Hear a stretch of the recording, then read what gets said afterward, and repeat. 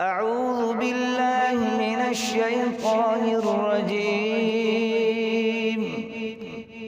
بسم الله الرحمن الرحيم. ألم تر إلى الذين خرجوا من ديارهم وهم ألوف حذر الموت فقال لهم الله موتوا ثم أحياهم إن الله لذو فضل على الناس ولكن أكثر الناس لا يشكرون.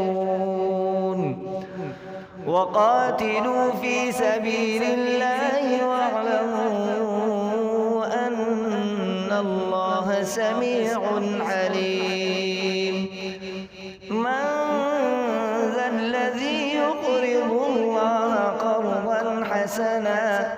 قرضا حسنا فيضاعفه له أضعافا كثيرة والله يقبض ويبسط وإليه ترجعون. ألم تر إلى الملأ من بني إسرائيل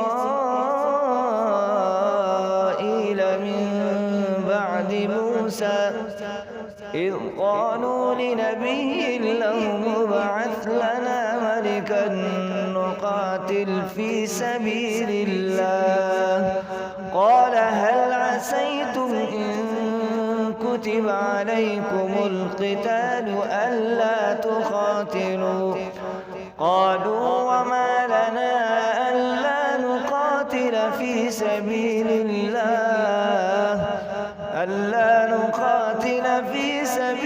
الله وقد أخرجنا من ديارنا وأبنائنا فلما كتب عليهم القتال تولوا إلا قليلا منهم والله عليم